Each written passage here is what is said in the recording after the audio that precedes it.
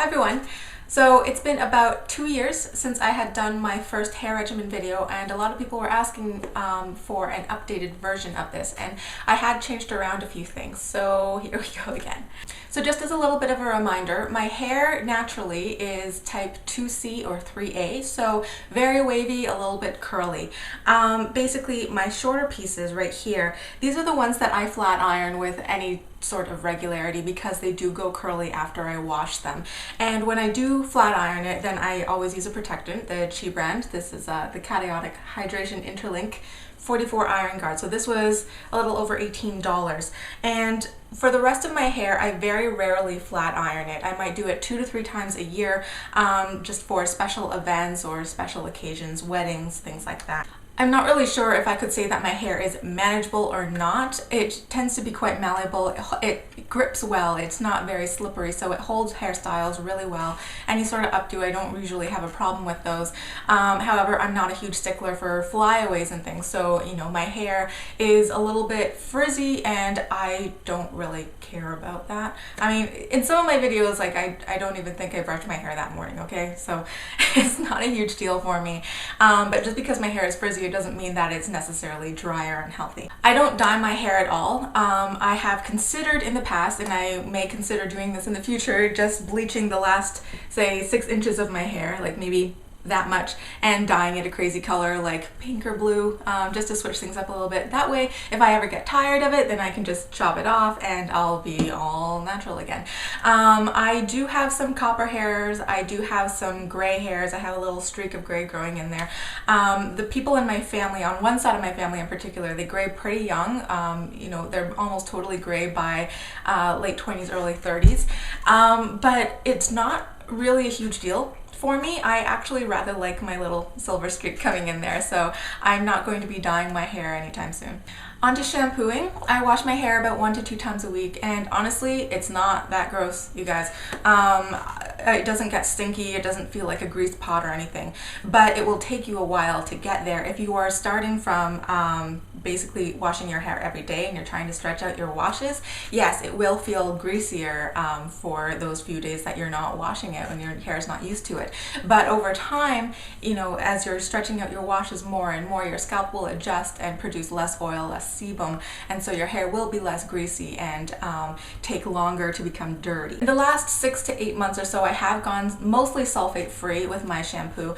It has become more soft, less dry, and has less splitting over time. So what I use most of the time is Green Beaver brand shampoo. So it's certified organic, it's vegan friendly, not tested on animals, totally natural plant-based ingredients, biodegradable, it's produced locally, so this is what I use most of the time. I also switch it up with some bar shampoo. So this smells like lemongrass. It's a bar shampoo from Goddess Divine Creations, and these are so unique because the first time I used this, I used way too much of it, and then I used my regular conditioner on top of it. Afterwards, I could barely brush out my hair. You only need very, very little of this. Rinse it out really well and use a light conditioner, if any at all, afterwards. There are some women who say if your hair is not dry to start with, then if you use one of these shampoos, then basically you almost never need to condition your hair because this already has the natural oils in it. And once a month I will use a sulfate-based shampoo just to get rid of the buildup. So really, I'm not a huge proponent of any particular brand when it comes to the sulfate-based shampoos. I basically just use what's cheap and what's in the bathroom at the time because, you know, the rest of my family just washes their hair with normal shampoo. So I might use Herbal Essences, I might use Per Plus, I might use Head and Shoulders. But since I'm only using it once every, say, 5 to 8 washes, I don't really notice that it has a huge effect on my hair, apart from clearing out the buildup, which is what I wanted to do.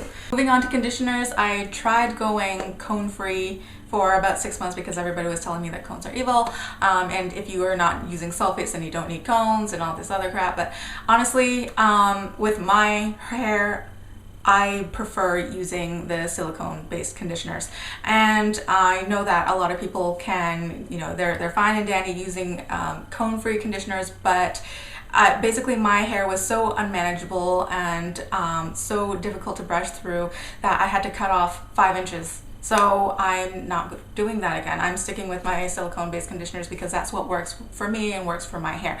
If I am using the bar soap, like I show here, then I will use the lighter conditioner. So I do have this Garnier Fructis. It's the Triple Nutrition conditioner, which is cone-free, but only when I'm using the bar soap. So I might use this once or twice a month. Apart from that, I will use this to shave my legs because I have no other use for it. What I use most of the time is L'Oreal Professional Intense Repair Hair Mask. This is part of the QT List system. And remember my first hair regimen video almost 2 years ago? This is the same one. So this is almost 17 fluid ounces, and this has lasted me about 2 years with hair my length, like this. So if your hair is shorter, it will probably last you longer if you use it the way that I do. I basically, when I come out of the shower and my hair's still damp, I will just like kind of dip a couple fingertips into it and rub it into my hair from the shoulders down. That's all that I need. And it works as well or better than any other conditioner that I've tried before. Now, this is not, I guess, animal friendly. So if anybody has suggestions on very good heavy silicone-based conditioners that are not tested on animals or anything, then I would be quite interested to know. Moving on to oils now. I will oil my hair as a treatment, basically 1 or 2 hours before I wash my hair, and I'll do that once or twice a month. Like, I don't really pay attention, basically when I feel that my hair needs it. I will also use it as a leave-in after I get out of the shower, you know, just put it on my damp hair, and sometimes I'll just put it on my dry hair, like just on the ends, like the last 6 or 8 inches if I feel that it needs it. I will also just use like a tiny bit of oil just as, instead of like a mousse or something, I would just use it for shine and a little bit more control in that sense when I'm doing updos. But I always buy my oils in a grocery store as opposed to a hair salon because I just feel that I get better quality products that way. I once bought some coconut oil, or what I thought was coconut oil, in an ethnic hair store, and when I brought it home I realized that it was maybe about 10% coconut oil and the rest was just petroleum jelly, and I'm just like, enough of this nonsense. I'm just gonna go for the good stuff next time, even if it's more expensive. Coconut oil, here I have organic virgin coconut oil. I will use this on damp hair right after I get out of the shower, or I'll use it on dry hair basically anytime. On damp hair, it does make my hair feel softer and it doesn't have a greasy feeling. On dry hair, it does give some more control and shine, and it absorbs a little bit, but not quite as much as on damp hair. Keep in mind, this is not a humectant, so it's not going to feel like a lotion or a leave-in conditioner because it is hydrophobic. But some people say that olive oil is like the only oil that truly absorbs into the hair shaft. That is actually a myth. One caveat to coconut oil is that it is a solid in cooler temperatures. So if you put a heap of this in your hair and then you go walking outside in the wintertime, or if you work in a freezer or some other kind of cold situation, your hair or this might actually start to flake in your hair and look like dandruff or something. So do be aware of that. I tend to use this a little bit more in the summertime because of that reason. I also use olive oil on my hair a lot of the time. I'll use it on wet hair, on dry hair, and I'll also use it as the treatment right before I go into the shower.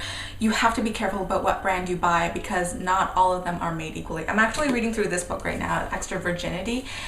Basically, there is a huge black market in olive oil, and a lot of the olive oil you buy is only partially olive oil, and it has other things like safflower or sunflower or canola oil as fillers. And the really cheap bottles are, it's like $3 for like a liter of olive oil. I don't even know if that has any olive oil in it at all.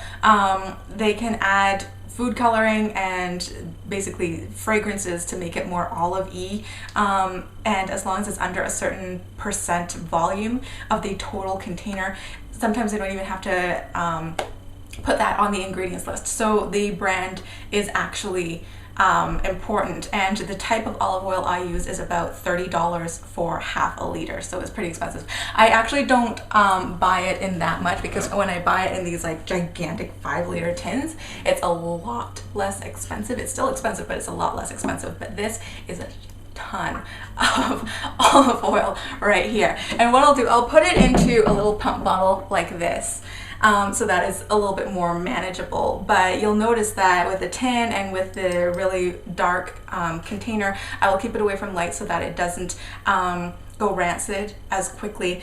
And so, like I said before, I will saturate with my hair with this, like all of my hair, and then I'll put it up in a towel or in a shower cap, and I'll keep it on my hair for 1 to 2 hours before I go into the shower.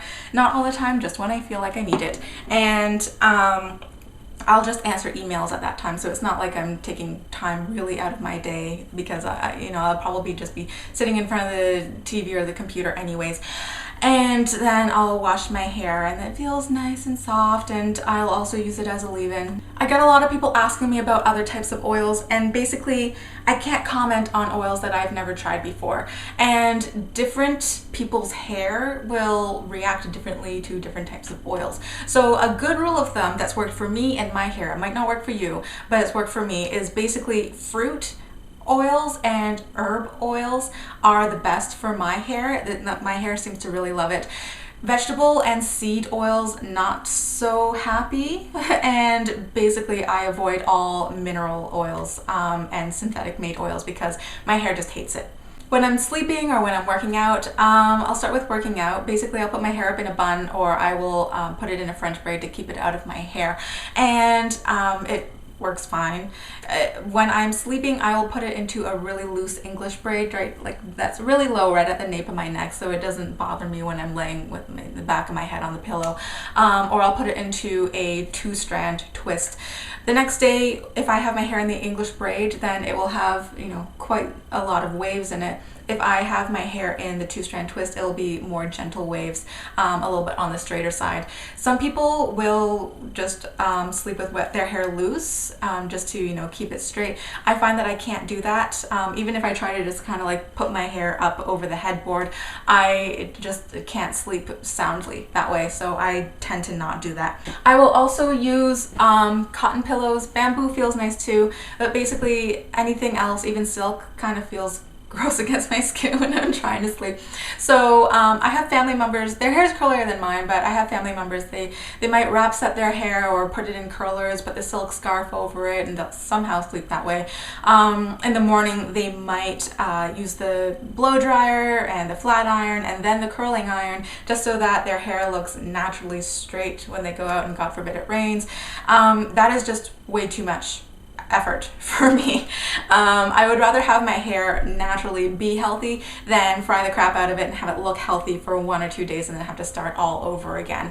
I like having long hair and I like doing braids and other hairstyles with it, but my life and my schedule does not revolve around it. So that's basically it. I think I covered everything in terms of the updated hair regimen. If I forgot anything, then just leave a comment or a question below and I'll be happy to answer you. And I will see you all in a few days with the next video. Bye.